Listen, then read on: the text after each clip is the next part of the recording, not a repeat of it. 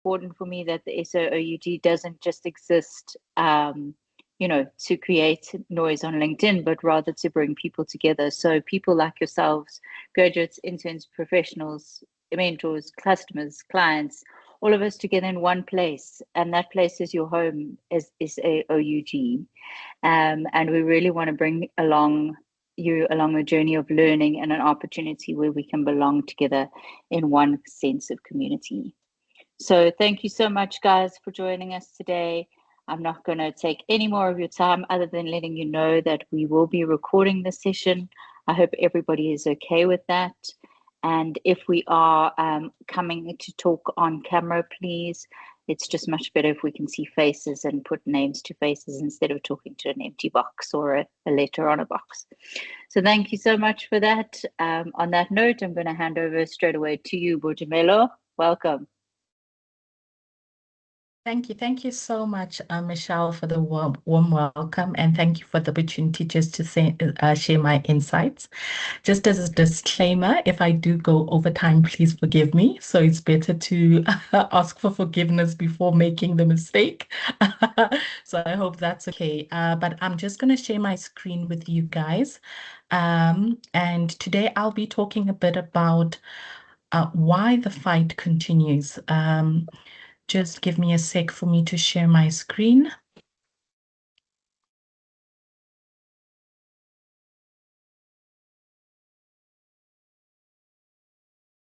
There we go.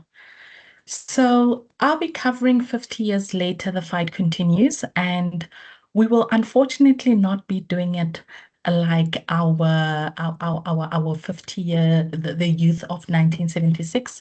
We are going to be doing it quite differently. And by way of introduction, my name is Boitumelo Lerefolo. I'm a senior HR consultant for Oracle South Africa.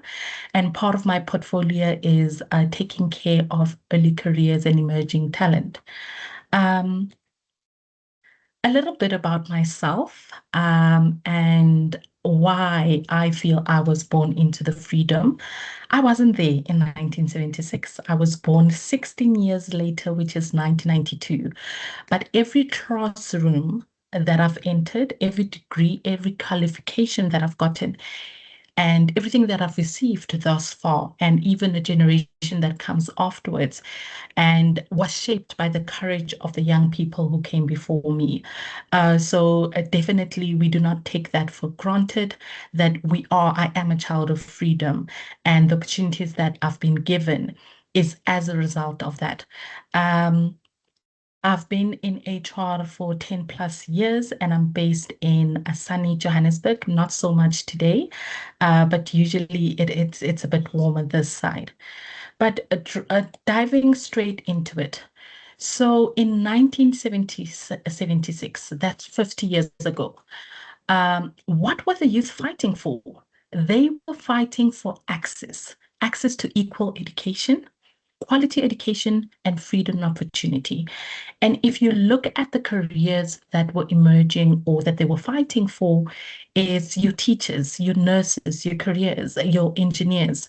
And it's not a matter of they were protesting because they did not like school or they disliked education. They were fighting because they believed education mattered. Their struggle was about access, dignity, and the right to learn.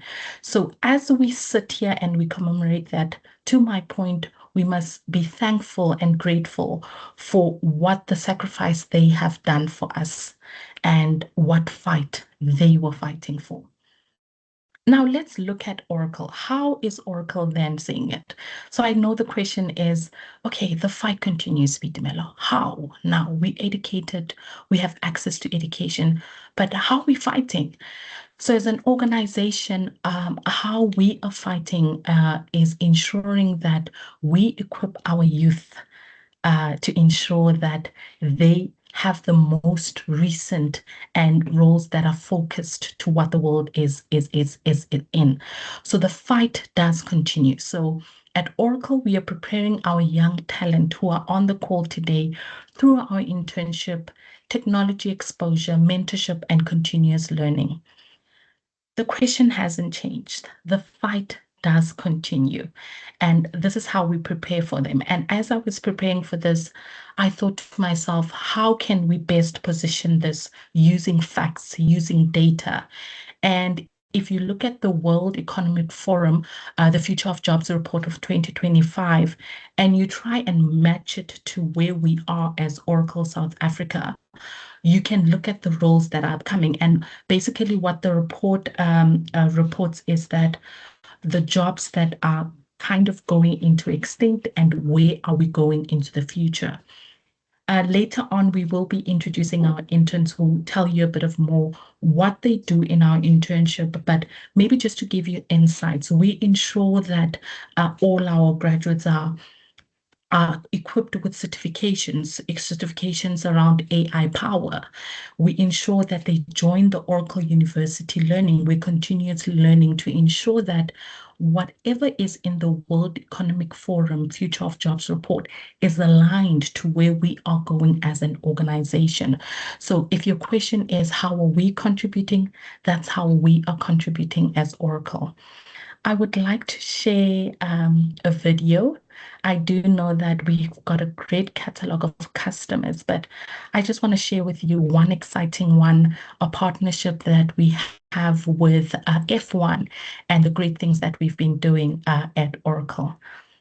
I'm going to share this in a moment. Please let me know once you can hear my sound and see my screen. Okay, here we go. Enjoy.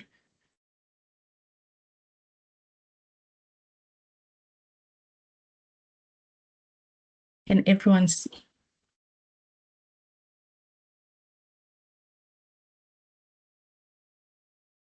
We can see, but no sound, Boitumelo. Maybe just stop sharing and share again. When you share, just share with sound. Okay, my apologies. Nice. Okay. Okay, include sound. Okay, perfect. Thank you. Okay, let's start again.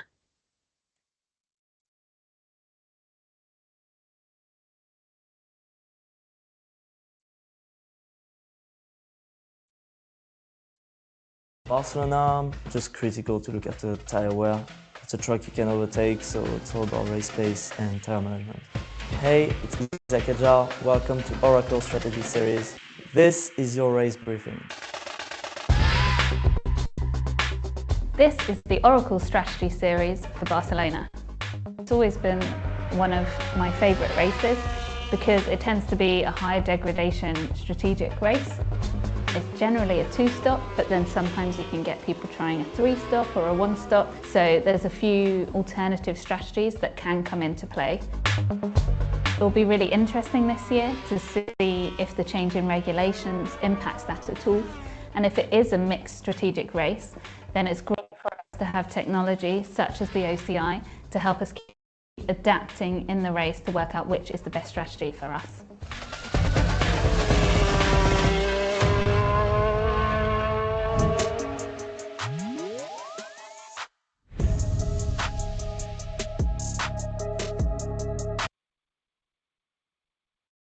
Thank you. So to close it off, that is one of the many amazing partnerships that we have and how using Oracle technology evolves the world. Similar to that, that's why we're ensuring that we equip our interns to ensure that they are ready for the ever so changing innovation into the workplace. In closing, the question has changed. In 1976, the question was, can we access education? In 2026, the question is, are we ready for the future of work? Thank you so much. Back to you, Michelle.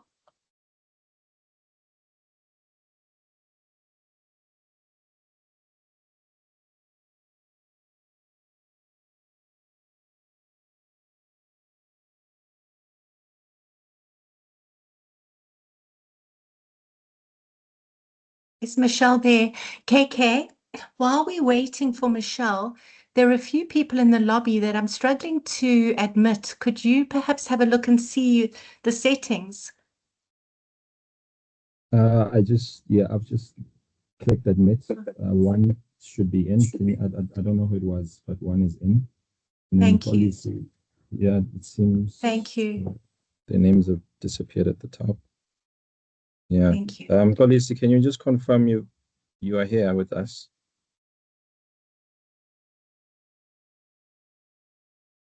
But yeah, I've let both in. They should be here. Michelle says she's having an audio issue. So KK, would you like to carry on? Yeah, of course. Thank you. Good evening, everyone. I'm more than excited to be here for different reasons. Not only has it always been a privilege to really be in front of young people who are starting new careers, but it's nostalgic as well for some of us who are not as young as you guys. So out of interest, if you are, I'm 46 years old now, so I'm going to tell you a little bit of a story that a journey that I've been on in my career, right? And it's not going to be technical. I won't tell you specifics because let's be honest, today you can access information from anywhere, right? I mean, we are beyond search engines. We've got LLMs today. You've even trained your own LLM to get you the most relevant information. So I'm not even going to try and bother and give you any technical stats or any information. What I am going to tell you is an exciting journey that I was on earlier on in my career. And I wished I had known those lessons earlier in my career because it happened in 2013. And one of the reasons I'm excited about what I'm going to share with you today is actually a talk I did at Oracle as my first gig at Oracle. I'd done a talk in 2014. It was based on the same story that I'm going to share with you, but it won't be as elaborate because of time, right? And yeah, I'm not going to say much about who I am. I did introduce myself last week, but what I'm going to do is share my screen and really jump into this conversation that I want to have with you guys. And more than anything, to tell you that nobody has all the answers. Yeah. Nobody has all the answers. You do. Okay. Just confirm. You can give me a thumbs up if you can see my screen. Amazing. Okay. So I'm going to share a story around a journey that I experienced in my career in 2013. I was 34 at the time. So I was at the cusp, at the end of my youth days or my youth years, right?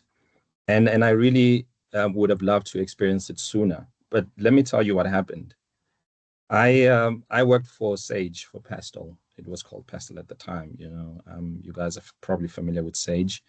I think it's one of your competitors, but on the lower end of the spectrum, right? And so I worked for SAOUG. I was one of the first consultants. They're talking about, opportunities. I hate saying it, but I was literally the first Black consultant for Pastel Payroll at the time. This was back in 2001. So things haven't changed much for that long, right? But we're not going to dwell on that. The point here is I left Pastel about 4 or 5 years later because I'd always been an entrepreneur, right? I've always been entrepreneurial. And I'd had different passions.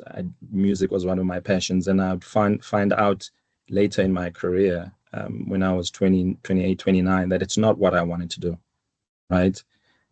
So I can't tell you whether you should keep your hobby now that you love so much that you can't wait to get home after work to get to your hobby, whether you should leave your hobby. I won't tell you that. You will decide for yourself, right?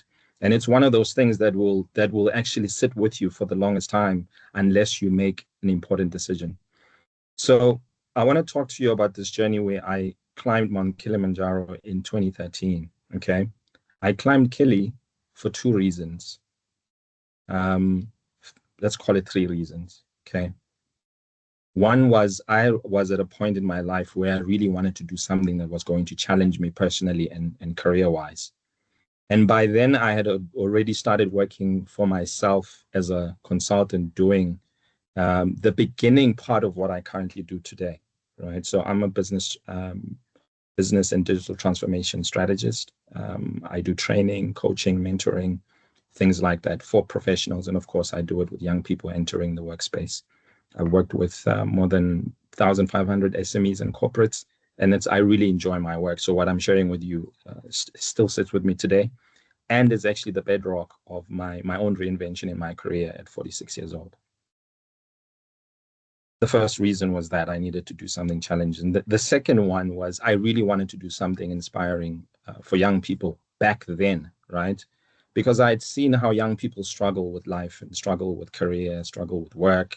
You know, a big thing that I heard at the time, a big theme was what we ended up calling excuses. We call it excuses, yes, because we're being I guess controversial about it.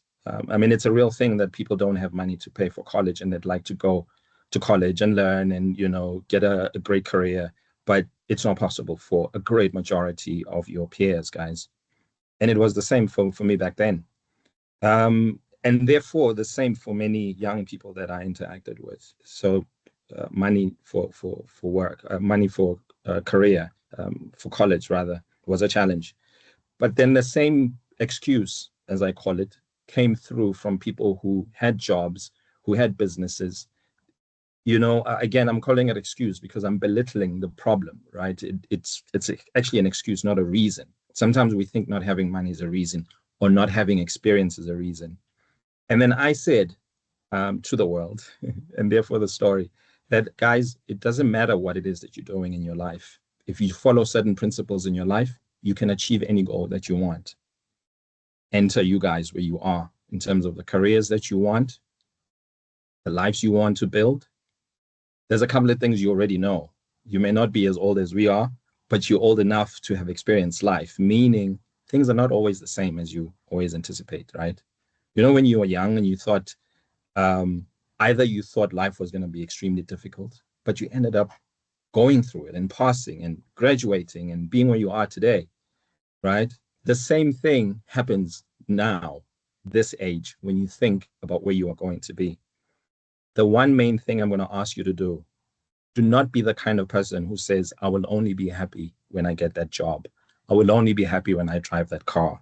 I will only be happy when I have that house. You have to start enjoying life today.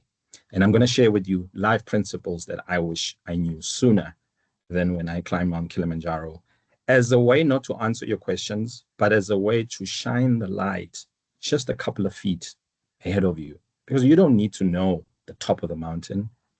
You will get to the top of the mountain if you follow certain principles. If you follow the path that has been walked by those who walked the path. For example, consultants that you guys work with, who are senior than you guys, who are more experienced, you can learn from those people.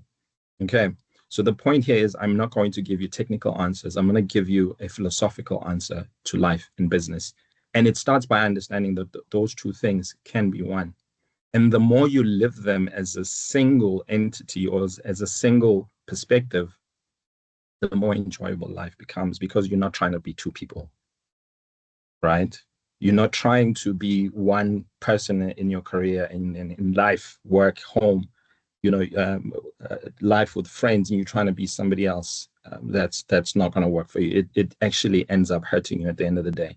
But what I want to share with you are these 5 principles.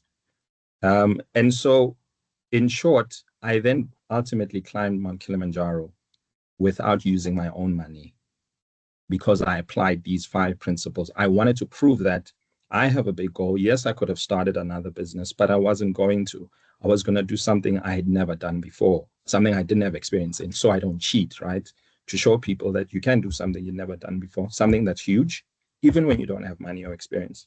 I mean, yes, I'm a rural boy, but I'd never climbed a mountain like Kili. I barely traveled out of the country. But it was a goal for me that I wanted to do it for young people. I wanted to do it for you guys, that it's possible. And I did achieve it. Here's what I did. I was writing a different book at the time. When I came back and I shared the story, it was live. It was being captured. I was writing blog articles through the experiences, the letdowns, asking for sponsorships, things like that, right? And so I was writing. But then when I came back, somebody said, no, you need to turn this into a book. And so I turned it into a book. As I was writing the book, these are the lessons that I learned. And so I've adapted this to speak to today's conversation, right, which is that career transition, right? The talk I want to do with you guys is how those 5 principles kind of overlay in your own transition in your career right now, right? Where you guys you clearly have a lot of questions, isn't it? You are probably asking yourselves a lot of questions about how to best do this job right. How do I succeed? How do I become known and seen? How do I navigate through this world that I'd never been before? And maybe some of your parents didn't have as great an opportunity, so you don't have somebody close by that could be teaching you and mentoring you and guiding you. Some of you have got anxieties, right? Especially with young people. It's not something I'm going to go into, but we know that your guys' generation has an issue with this. And if you do, please reach out to the right people that can help you with issues like that, including your friends as well and family, of course. And you also have fears. What I can tell you is, I'm not sure if you guys are familiar with this abbreviation, but fear stands for false experience appearing real. Okay. False experience appearing real. That's fear. That's the definition of fear. When you think about it, just like how you probably feared today, or you feared applying and entering into this program, it's nothing to fear. I don't have answers for those 3 specific things for you. I'm going to give you a shining light that if you put on those problems and those issues, it can light those problems away. So I've mentioned the climb. I then, in 2013, at the beginning of the year, I then started looking for sponsorships. I had been planning it for 2 years and trying to do it. Just like many of you might be trying to do things out of your, while you work, it becomes difficult. I ended up finding a way because it was so important for me to fulfill this dream of not only inspiring myself, but inspiring others. And so these are the 5 lessons that I learned. Number 1, and I love what Boitumelo said. She spoke, and Michelle, they spoke about Ubuntu, right? Ubuntu is an example of purpose, and we'll get to the examples. But purpose really means and speaks to the meaning, the real reason. Whether you are looking at yourself at work, at work or at home, what is the greater purpose of you being at work? Why are you working there? All right? Do you guys know? Just by a quick show of hands, who knows? I'm looking at you guys. Who knows why they are? And just be, it's important to be honest, right? And so if you don't know, it's fine, but you need to know, because if you don't find your purpose and discover your purpose, it means you're not living your purpose. You haven't discovered the real reason why you are living on this earth, and therefore why you are at this job. Does it even correlate? Again, if I knew what my purpose was, which I did discover, I've been having such an amazing career. My career didn't change. It helped me better understand myself and to better connect with the problems that I was solving at work, solving for my clients.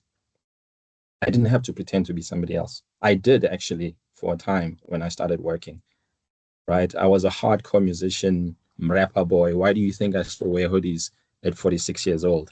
Because I'm that guy, you know what I mean? But it took away so much of my shoulders when I didn't have to pretend to be the musician anymore, right? And I lived a life that was aligned with what I wanted to do with my life, and my job enabled me to do that. Number 1, purpose. Discover your purpose. And it's not going to come from the sky. You will discover it. There's a couple of exercises you could do. There's one specific video that I play for anybody. You can discover it in 5 minutes. Okay. But it's important to know why you are at that job, and does it correlate? Does it coordinate? Does it connect with where you want to be in 5-10 years? Number 2 is leadership. Can one of you give me the definition of leadership?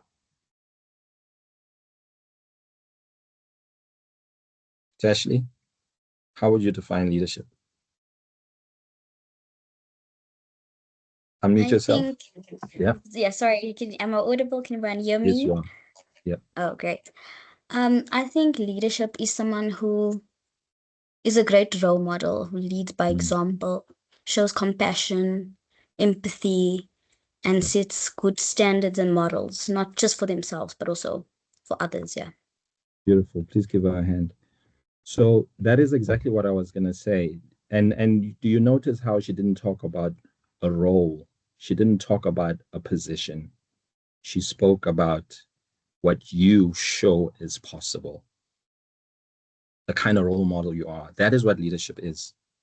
John Maxwell, who's one of the best writers on leadership, says leadership is merely showing others what is possible. And so leadership was something I needed to embody and establish if I was going to make this thing happen. It's important because you must show yourself what is possible. You can't show other people what's possible if you're not showing it to yourself. And so you got to have leadership. You got to have self-leadership, first and foremost. And then number two, you got to have the ability to lead others. So I'm sharing principles that help me to succeed, and hopefully they'll help you to succeed. Leadership is not about you waiting until you're a team leader, a supervisor, or a manager. You do that right now. You start leading yourself. Okay. And where are you leading yourself to? Back to purpose. Okay.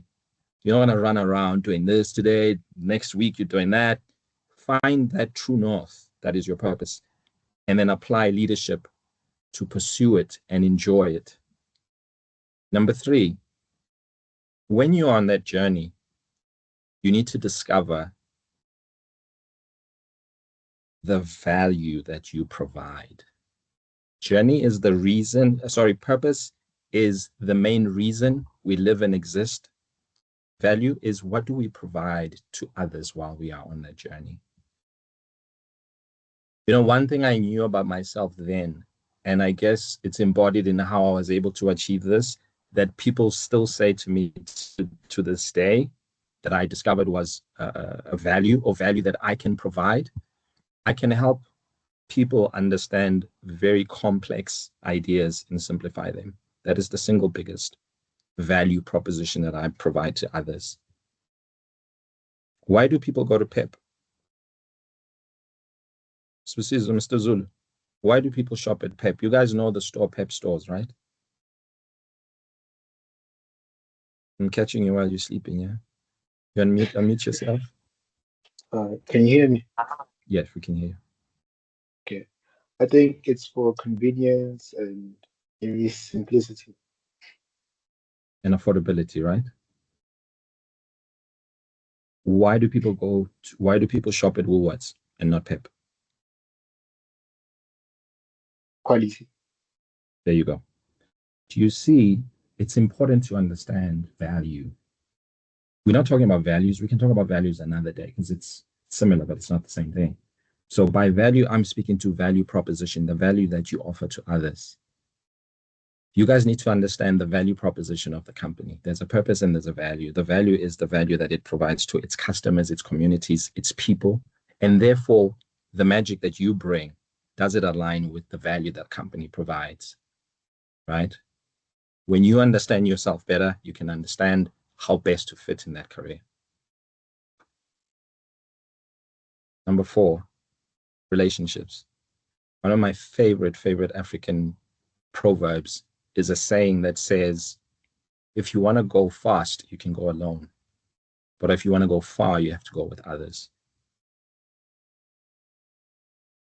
In short, there's no way I could have made it up the mountain with huge costs that I needed to pay if I didn't join another group. It was going to be impossible. It would have required me to at least accumulate 4 to 5, maybe even 10 times the amount of cost that it cost me at the time, right? And I had no clue. Remember, this is something I'd never done before. So I had to find people who had a similar vision or had been there to show me the way. You guys have to network and find the right people to connect with, right? You have to find, even amongst yourselves, you need to find the good friends, the good people that share the same vision as you. It may not necessarily be exactly the same, but they are aligned in their own purpose and their own value and what they want for themselves in their own lives. I'm sure you've heard the saying that if you hang around with 5 bums, you're going to be the 6th one. So the idea of relationships doesn't just matter at home with friends and in social settings, it matters at work as well. At work, who do you associate yourself with? Who do you relate with? Who do you have relationships with? Is it the people who are always complaining? The people who are always drunk on a Monday morning because they just had too much fun over the weekend, because they don't know how to live in moderation? Choose your friends carefully.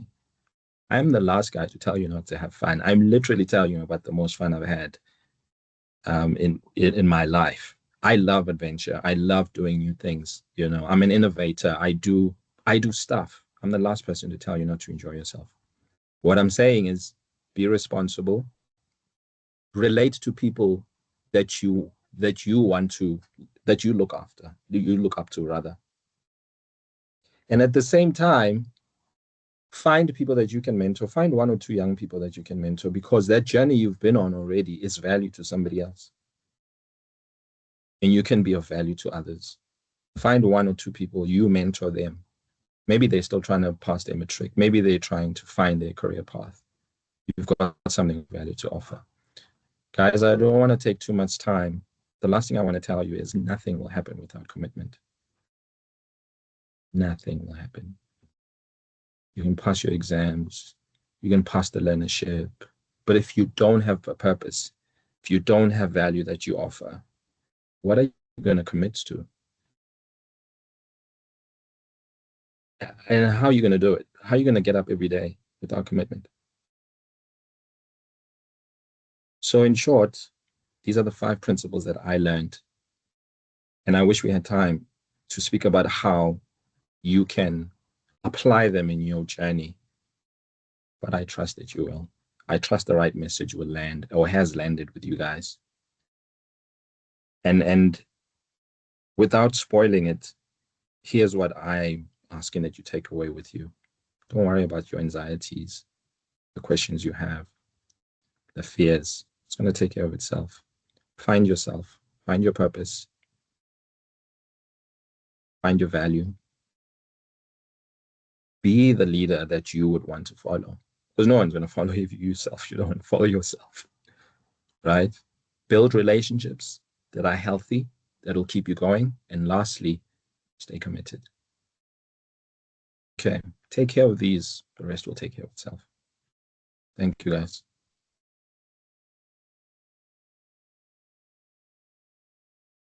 Yo, KK, I mean, you and I have engaged many times, and every time you speak, I've got something to take away, and I'm close to your age. So I hope that the rest of the team felt that there was some value in your message.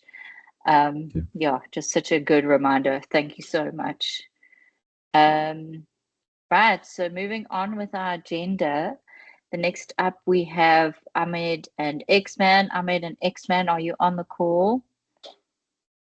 I'd just like for them to introduce themselves and talk to you guys about some real stories that they've experienced moving from a student into leadership. Hello, Hi, everyone. are you there? Hi. Great. I can hear both of you, but I can't see either of you. Oh, sorry. There we go. Great, Bit of an Ahmed, odd over to feedback. you. Sorry, man. Sorry, I haven't prepared much, but I've been extremely fortunate to be one of the first interns of Oracle in 1997. So I was very fortunate to be the first interns. We were a group of around 20, and fortunately they chose 2 of us, out of the internship, and yes, I'm no speak. I'll just speak about 5 minutes about there's in starting of your career, there's two sides. There's the social side where you have to connect and, connect to people and, build your social profile. But I'm more on the technical side. The one advice that I would like to give you is that no one can take away the skills that you have. So while you're at Oracle, and I tell all my interns, you can go on my LinkedIn profile, we train interns to such an extent that they are the best in the industry. They are the best in, in their field. So what I always tell my interns is that use your opportunities to get certified. Make sure you complete at least one exam a month. Make sure you start doing the physical work. Make sure you start, practicing the work, and that's how you build your CV. There is an opportunity where you can come and meet us at the Oracle office. We're there every 2 weeks, and I think next time I would like to bring a couple of the interns that are working in the industry. We are fortunate to have, Professor Leslie. He's becoming a Leslie. Leslie started off as a junior. He was coached by us. Today he's a professor. He was part of the South African Oracle user group as well. Then we have, senior DBAs that work at EPSA, that work at Standard Bank. So all I would like to say is that now that you are at Oracle, use the opportunities that you have around you. You have free vouchers where you can study and certify in different fields. Do not waste your time. Draw up a monthly planner, draw up a yearly planner, but very importantly, the monthly planner in making sure you certify in your track that you choose. So give an example, you choose a OCI track, make sure you complete all your OCI training, your OCI networking skills, your zero downtime skills, your database migration skills from on-premise to OCI and so forth. So that is going to help you get a job. At this part of your phase is, once you finish the Oracle internship, your next phase is you need to join either a client or a partner in the industry. And if you go in front of partners are going to ask, what certifications do you have? That is, should I say, 50% of the requirement. And the next 50% of the requirement is what skills do you have?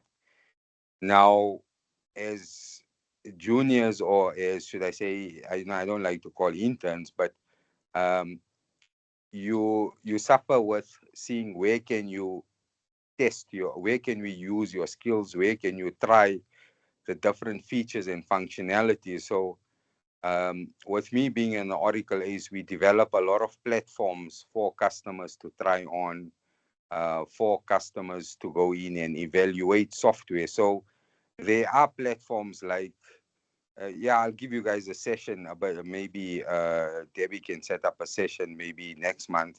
There's a platform called Oracle Live Labs.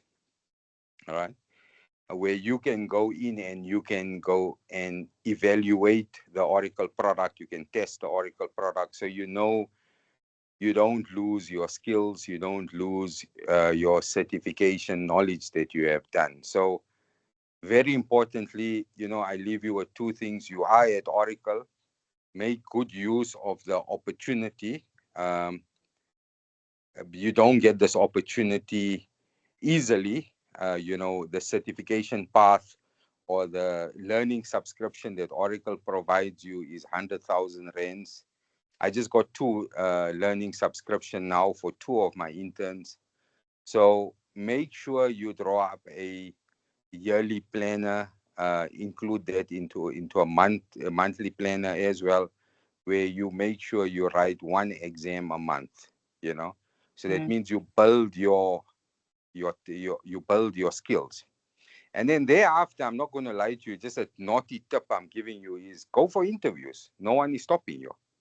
You know, go for interviews. You know, don't wait until the last day and find out, unfortunately, you know, there's no position for you. You know, start going for interviews, start getting feedbacks in the interviews. Where are you falling short? You know, try to build your skills. You know, I was at Oracle at 11 years. I started off in pre-sales.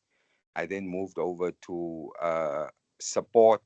After support, I moved over to customer services. I worked in advanced customer services as well.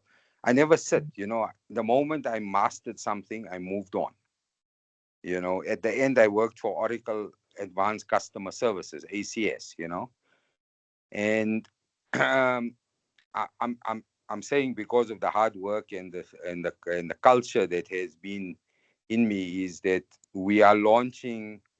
Oracle has approached us and said, "Can you assist us in launching a DR center in South Africa?" You know, and we're going to be the first in, should I say, there's only two in EMEA, one in Turkey and one in South Africa, where we're putting a DR system for Oracle in country. Now, you know, the questions that you may ask is, okay, why did they choose us? Why did they come through to us? And the main thing is they understand the value, they understand the certifications, they know how we can migrate customers. And if you look back on how is that achieved, is through the hard work, through the dedication. And one thing you need to understand is, you know, my son was asking me, "Daddy, what I do? What do you do?"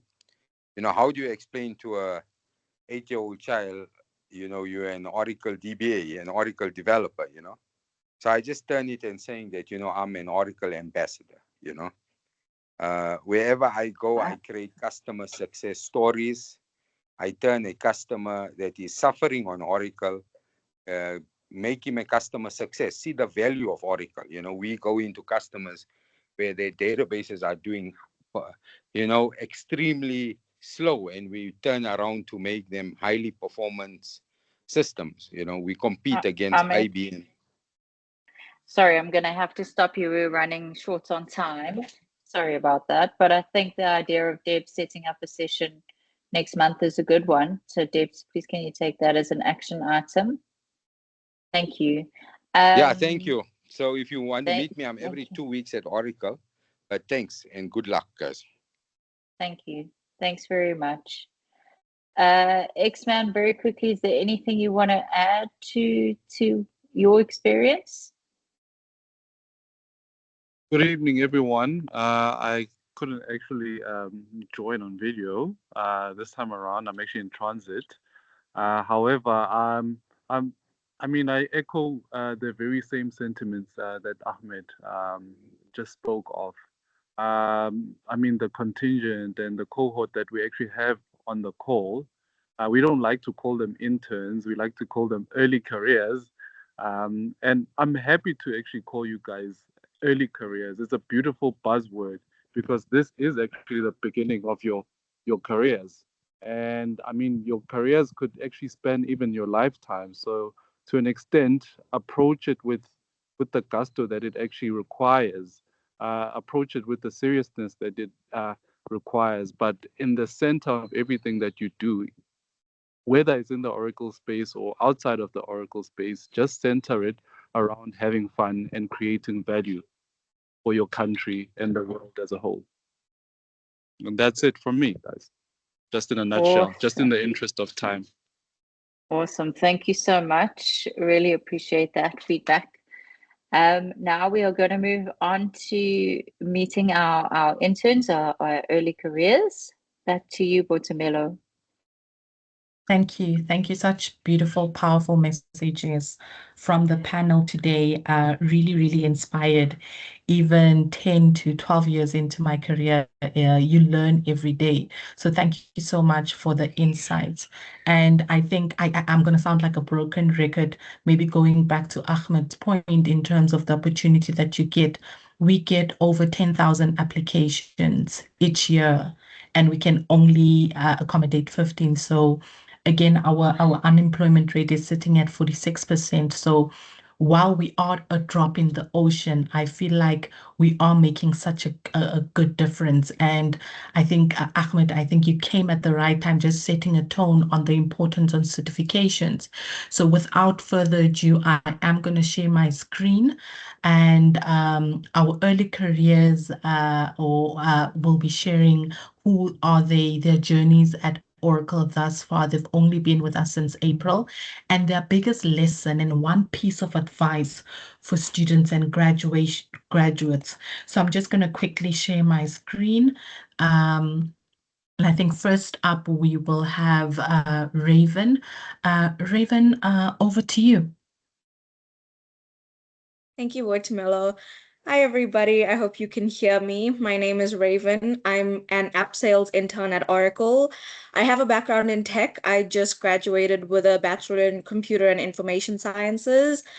My journey getting to Oracle was not what I anticipated, I think, coming out of high school, but that journey led me to my biggest takeaway, which is don't see failure as the be all end all of a situation. Failure, or what looks like failure, is often just a redirection. And I would say my biggest piece of advice is don't compare your journey to anybody else's. Comparison truly is the thief of joy. You're on your own journey, write it out and see where it takes you. Thank you.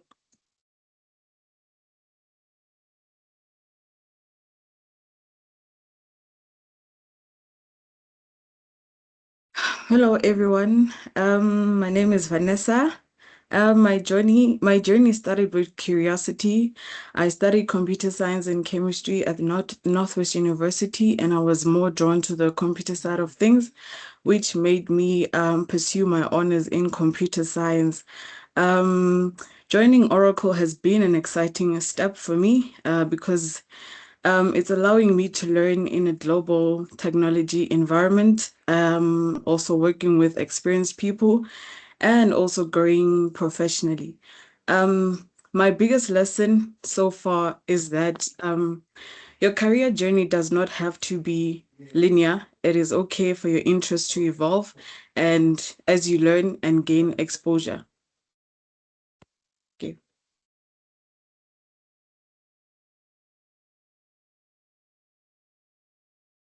Good evening, everyone. My name is Jaden Govender. I am an apps consulting intern. I have a finance and accounting background, and my journey to Oracle started just after I studied. I had a short, brief job as a junior accountant. I then got a call from Oracle, which was one of the best calls I received. And yeah, now I am in Oracle. The biggest lesson I've learned so far is that you do not need to know everything at once, or you don't need to know everything, because you're always able to learn and study. And with talking to managers and talking to mentors and people in the office, you will always learn and develop your skills. And then one advice I can give to students is curiosity is very, very beneficial. It's always good to question and ask why processes and why stuff are put into different places. And once you understand why, you'll be very good at what you do, and you'll be very successful in your job. And that's my advice. Thank you.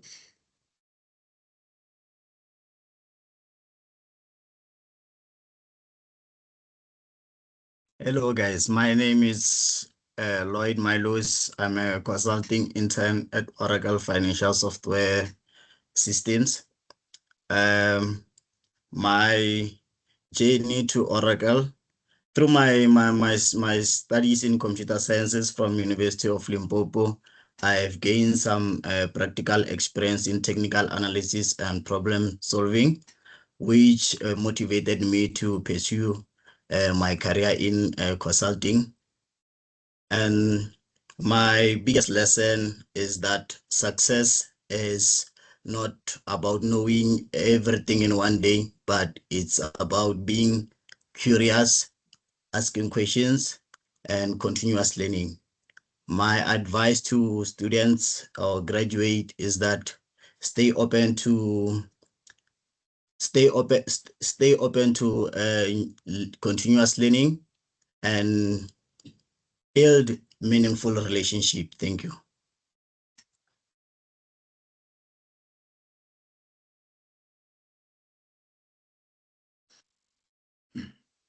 Good evening, everyone.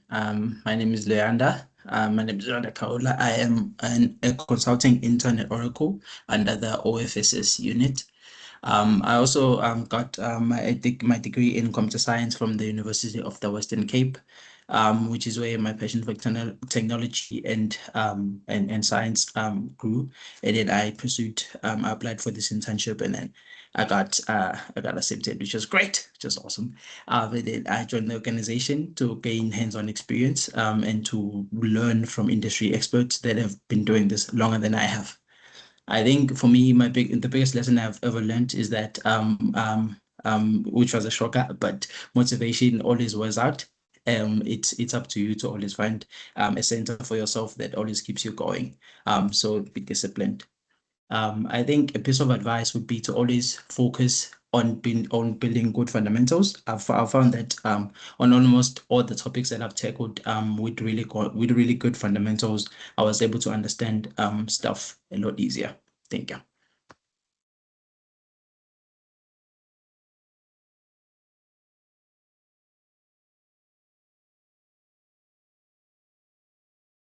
Good evening, everybody. My name is Tashlia Renzi. I'm the application sales intern under commercial sales. I also have a tech background. I studied Bachelor of Computer and Information Science at IEMSA, Monash University, South Africa. My journey to Oracle was really great. I mean, not only is it a global international technology company, one of my dream companies actually, I actually applied. Couldn't believe I got the job, the internship at Oracle was really surreal for me. The biggest lesson I've learned while being at Oracle is that growth happens outside your comfort zone. That's the only way you grow and upskill. And then one piece of advice I'd leave to graduates is don't close yourself off to opportunities just because they don't align with what you study. Yeah. Thank you.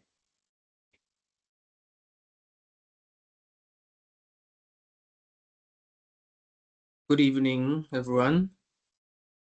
My name is Mugedlis Kaulela, and I am the Alliance and Channel intern. My journey to Oracle, I studied a bachelor's degree in transport and logistics management from the University of Johannesburg. This is where I have developed a lot of my professional competencies and I've grown in my personal life. The biggest lesson I've learned is that it's important to stay true to yourself and know that you can't really know everything and be willing to learn from everyone around you. An advice for students is always try to leave a positive impact wherever you go, whether it be school, work, or within your community. Thank you.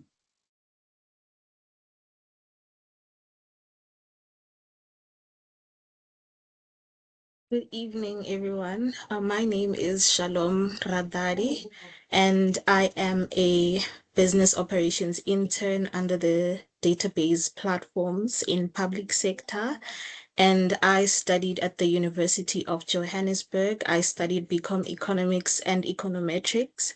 And throughout my studies, I really gained an interest in the relationship between business operations and technology. And, you know, as economists, we basically have like a love-hate relationship with technology. But, you know, Oracle is all about simplifying business operations and providing, you know, solutions that will make businesses to operate much more easier. And that's what led me to apply for this role at Oracle. And my biggest lesson learned is that growth comes from adapting without losing who you are. And my piece of advice for students and graduates is that your qualification is just evidence of what you've studied and what you've learned, but your attitude is what determines how far you go. Thank you.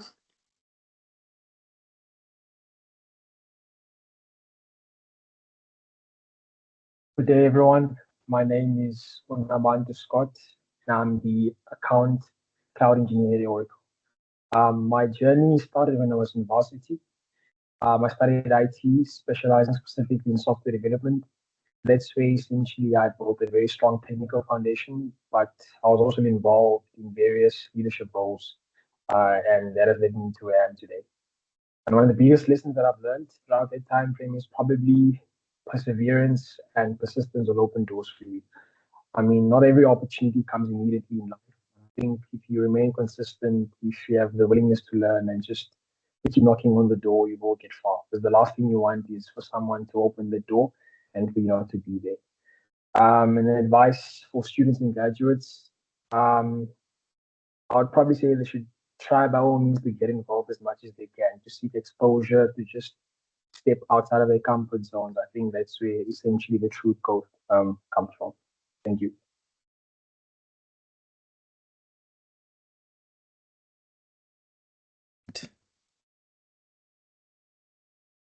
Good evening, everyone. My name is Tamsang Nachisale. I'm an SMB databases intern who studied public management and international relations at the University of Pretoria, followed by a PG dip in marketing at Stellenbosch University. My journey to Oracle was one of many lessons and change. After studying, I freelanced a bit and did some marketing campaigns for various people and companies until I stumbled upon small tech companies that sort of gave me the crash course about the tech space and which companies would give me the best start if I did want to pivot and transition into this space. And obviously I did, and I was very grateful when Oracle gave me the opportunity. I'd say my biggest lesson I've learned is to remain teachable and hungry for knowledge. You don't know everything, and you never will. So create a good support structure. We were told just now about, surrounding yourself with the right people. Create a good support structure and lean on it so that you consistently draw humility. And always keep your mind open to possibilities. Your greatest adventure is always one curious decision away. Thank you.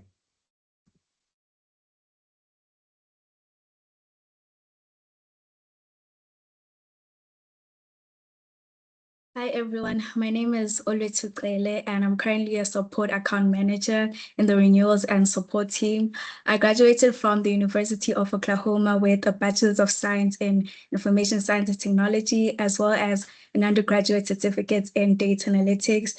And what made me start this journey with Oracle was my interest in working with people and the interest in technology. So the opportunity just made sense for me. And throughout the interview process, I saw a culture that valued both, and it just made sense for me to start my place here in Oracle. And one of the biggest lessons I've learned is the importance of trusting yourself to be able to navigate any uncertainty that life might throw your way. You have to learn to be adaptable because as people have equity here, life doesn't always go according to a plan. And I think being open to uncertainty has given me the confidence to try new things and to keep going and to not single myself out for certain opportunities. And an advice I'd give to students and graduates is don't feel pressure to have everything figured out. If anything, what you can do is use the stage to figure out what you want for your life, learn, experiment, and just continuously develop yourself because investing in yourself has like the best return on investment. Thank you.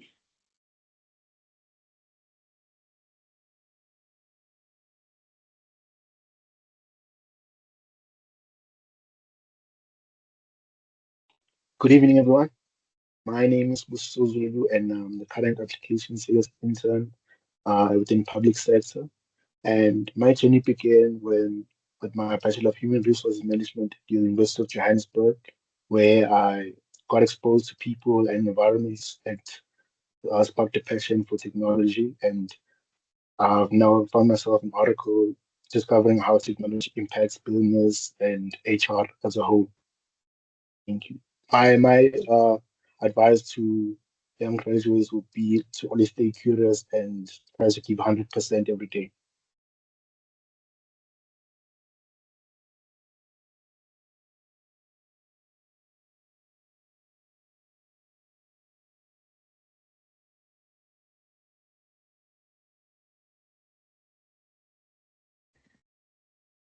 Good evening. I am Blaise Steinbank. I studied marketing. I took it to honors. I completed that last year. My journey to Oracle, I always knew of Oracle since 2021, since their partnership with Red Bull Racing. And I did some research on the company and I absolutely admired how they were willing to stay adaptable from 1977 to now, from databases to enterprise software to cloud to AI. And that's something I wanted to embody as a person. I always want to adapt. I always want to learn. And I always want to know how to provide value in a dynamic working environment because that is the world that we are living in now. Information is coming in by the boatload. And I believe by embodying Oracle's journey, I will be valuable for years to come and I can build a strong career.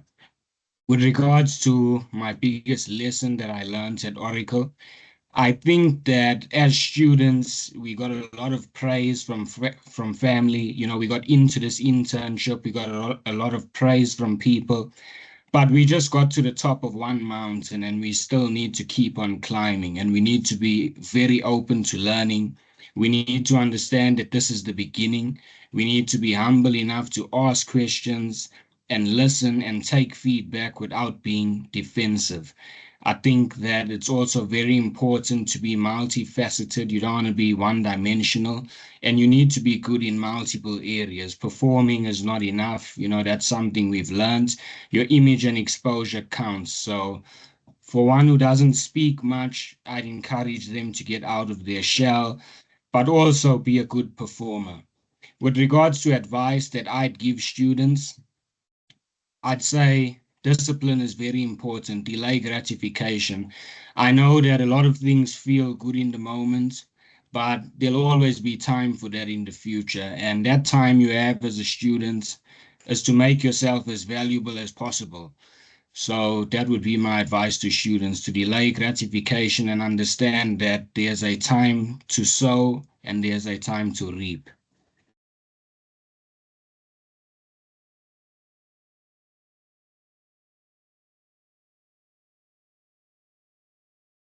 Good evening, everyone. My name is Pepani Mbata, and I am your Applications Unlimited sales intern. I graduated from the University of Johannesburg with my advanced diploma, and I'm currently pursuing my BCom in marketing management at the University of Johannesburg. So I'd say my journey to Oracle started when I used to work at MyWay Insurance as a sales agent. Very difficult and challenging job, but I'm very grateful for it because that's when I then discovered my interest for selling, sales and marketing. And hence I decided that that's what I want to study. A few years down the line, completed my diploma, went on to do my advance, and now I find myself at Oracle. And I remember during my interview, I was asked why Oracle, and my answer was that, AI is the hot topic in all industries, and I'd like to understand it better and just be part of the conversation so I can equip myself better, for what is going to be wanted in the market, the work market. So that's the reason why I joined Oracle, just to learn more about technology and how I can use AI to the best of my capabilities to just create value, not just for the organization, but for customers as well. And having gone through training for these past 2 months with Oracle, I've learned a lot, but my biggest lesson has definitely been growth, that talent alone is not enough in the corporate world. You need to be intentional about your growth, and that starts with you being prepared, showing up even when you don't feel like it, pushing yourself and just, being curious. And my advice to students or graduates is that don't wait until you're fully ready, because you will never be fully ready. So just, step up and take up space, and challenge yourself before anything else. Challenge yourself, then you'll discover your capabilities. And ask questions, be curious, and grab any opportunity that is presented to you to upskill yourself.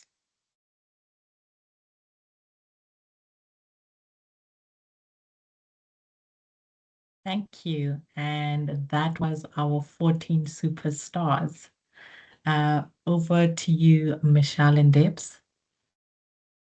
Thank you so much. Wow, that's all I can say. I just want to ask KK if you'd like to facilitate some Q&A. KK, are you in the room? Yes, I'm still here. Would you like to, should we just do 2 minutes of Q&A and then I'll wrap up? Okay, great.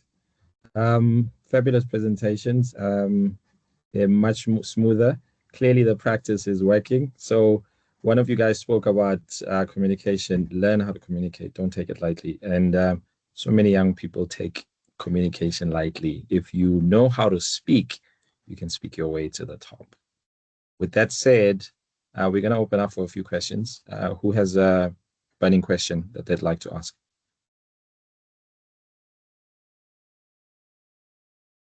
Lynette, can unmute yourself and ask. Oh, hi everyone. Am I the only one that has a question? So far. They're waiting for a leader. Can everyone hear me? Yes. Okay, so my question is, I'm seeing that there's like only 14, right? And I'm imagining there's like maybe probably 100 applications, right? So I want to know, with the 14, like what set them apart? Like what experiences did they have? Because I'm seeing a lot did not do their honors as well. So I'm doing my undergrad, my final year, BCom Economics and Econometrics at UJ. So I'm seeing that most did not continue with honors, and they are still interns and everything. What's the recruitment process like? What do you guys look at as Oracle? Okay, thank you so much, Lynette, for that and for joining. I think we received actually about 10,000 plus applications for that. And maybe touching on KK's point, and I think Shalom spoke about it, to say your qualification is just evidence of what you learned. But going to KK's point, how you speak and how you present yourself, it's what sells you. So it's not necessarily about your qualification. Yes, our minimum requirement would be a diploma at NQF level 6, but how you present yourself in that interview sets you apart. So there's a little joke that we run in HR to say the chosen ones, these are the chosen ones. So definitely the chosen ones. You need to walk in there and you need to set yourself apart because the competition is so tight. So yeah, I don't know if that gives you an idea of what it is, but I see Olwethu has her hand up as well. I don't know if you want to touch on that, or do you want to ask an additional question to that? I wanted to ask a question, but I guess if I touched on it, I'd just say be sure to be an all-rounder. Don't just focus on studies. Like as they've mentioned, try to develop all the skills. Yeah. Is that okay, Lynette, for you? Good. 100%. Thank you so much. Great, thank you. Olwethu, the floor is yours. Yeah, the question is to the experienced people here. Since we're all essentially starting our careers, is there anything that you wish you did differently in the beginning, or perhaps mistakes that you feel like, not that you shouldn't have made, but mistakes that you made that you obviously learned from? Thank you. I think I'll go last. Let's go. Yeah, I think for me is sitting in my corner. That was the problem. I think from an HR perspective, HR can be very lonely. We tend to form our little families and we are HR and the business. I think that's my biggest mistake that I did. And as the world is transforming and as we are more partnering with the business rather than us being operational, when I came to Oracle, I had a very aha moment to say, I could have done such great things. I stayed a lot in the background, things were happening in front and no one knew what, or who was responsible for that. So almost feeling like I'm HR, I am supposed to be in the background. So not putting myself there, not putting out myself in uncomfortable spaces so that I can be comfortable in the end. I don't know if that's, so I think that's my biggest mistake. And I learned from that. I'm still learning. I'm still trying to come out of my bubble, as talkative as I am, and as much as it's not evident, it's quite difficult for me to do that. But it's one thing that I still kind of look back and say there were so many opportunities. So yeah, but putting yourself out there. So I'm very proud of all of you for, putting yourself out there. I think we have a generation, Gen Zs, where you guys are notoriously known for putting yourselves out there. So that's one thing that you guys, I admire, and I wish I had 10, 12 years ago when I first started my career. Thank you. Debs? I'd like to say, and I've actually been thinking about this a lot, the important message that I want to share with you is people do business with people. And that's something I wish I had have thought about a lot more when I was young. Yes, we can be smart, we've got the credentials, we have the CV, but at the end of the day, you need to be human. You need to be human-centric. You need to be authentic. When you walk into a room, what's your demeanor like? Do you have a positive energy? Do you attract people who want to come and engage with you? So a lot of it is about that energy in the room.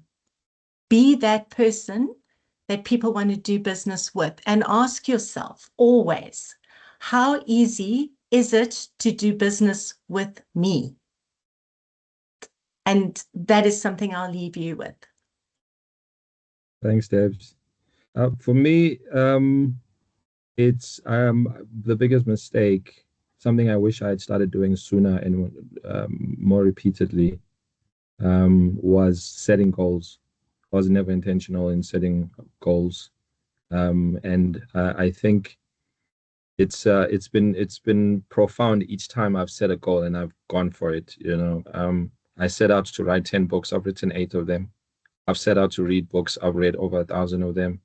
I've set out to do certain things, and when I've achieved them, it's like I feel fulfilled. And it's not about only enjoying it. The gratification doesn't only happen when the goal happens. It's the journey there, because it makes you a better, stronger, wiser person. So yeah, for me, I would have wished to had climbed a few more Achilles, but had a few more goals and community-based support goals as well. Wish I'd done that more. Thanks. Thank you. I think Pipani has a question. Just unmute yourself. Sorry, guys. No, Yeah, it's I good. do have a question.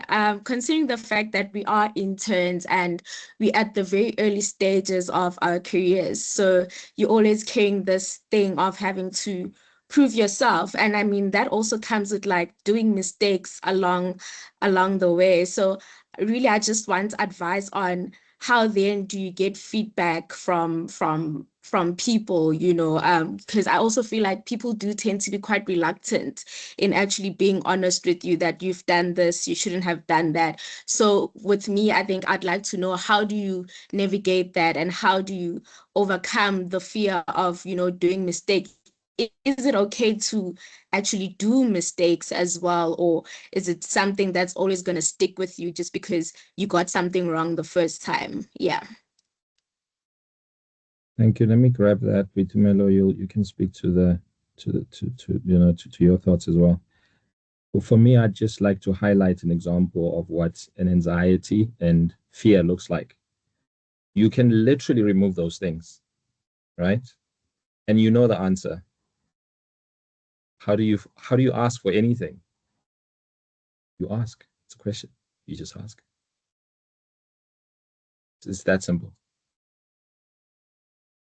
May sound silly, but that's how I would look at it. Boitumelo, any thoughts from you? I think self-reflection. I'm big on reflection. Give yourself feedback and ask yourself, if I was in the other person's shoes, how would I see it? So being true to yourself, and again to the anxiety, not having the anxiety to feel.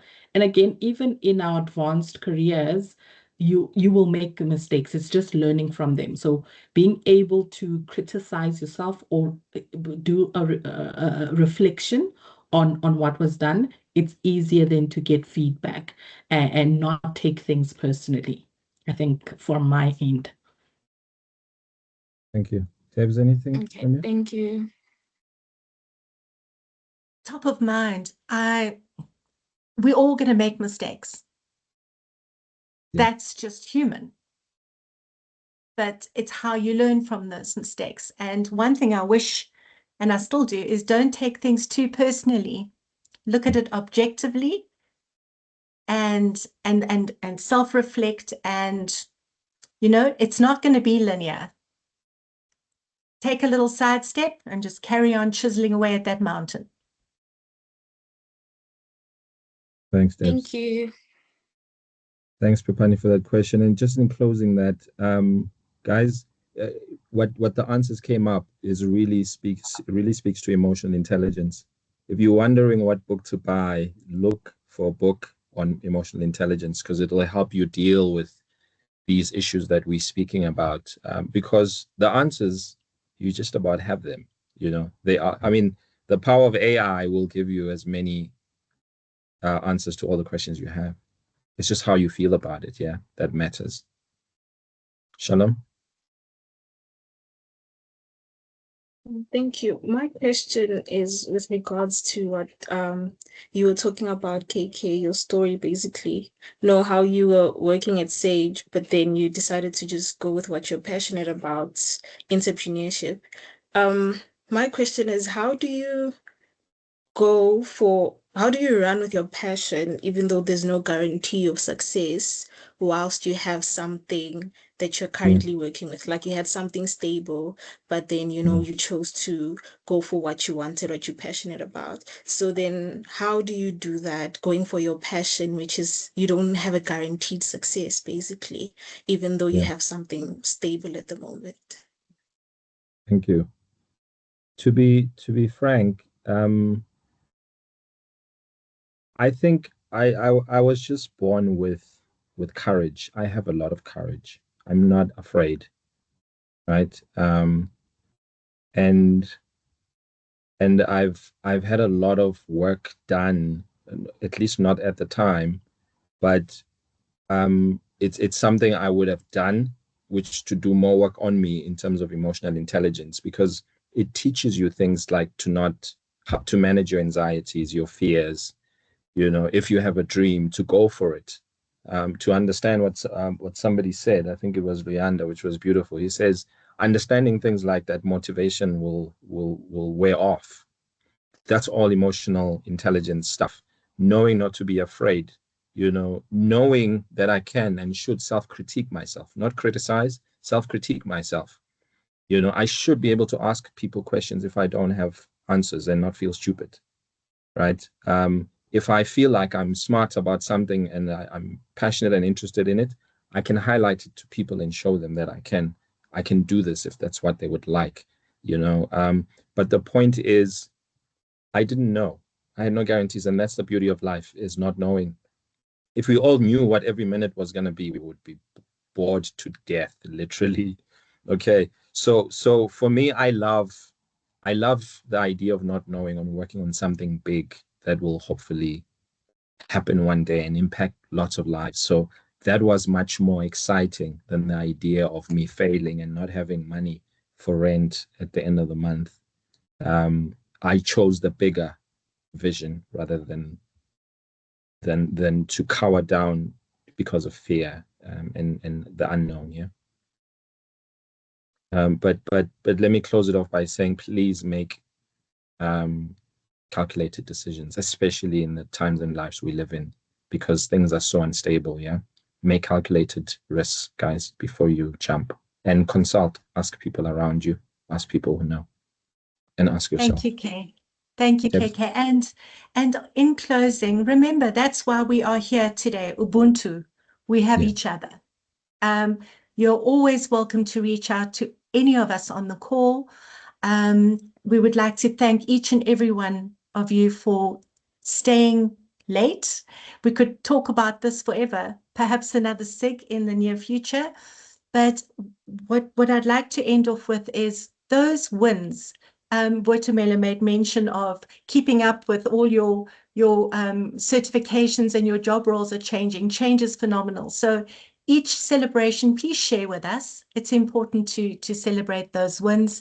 Share with us on LinkedIn. Let's get excited about your career path. And let's make some noise, support other early careers, and let's gain momentum as we build up for conference. I'm hoping that you will all be there November 11th to 13th in Cape Town. So on that note, thank you so much to everybody. This was one of my most favorite SIGs of all time, and we look forward to engaging with you soon. Thank you, Debs. Thank you, everyone.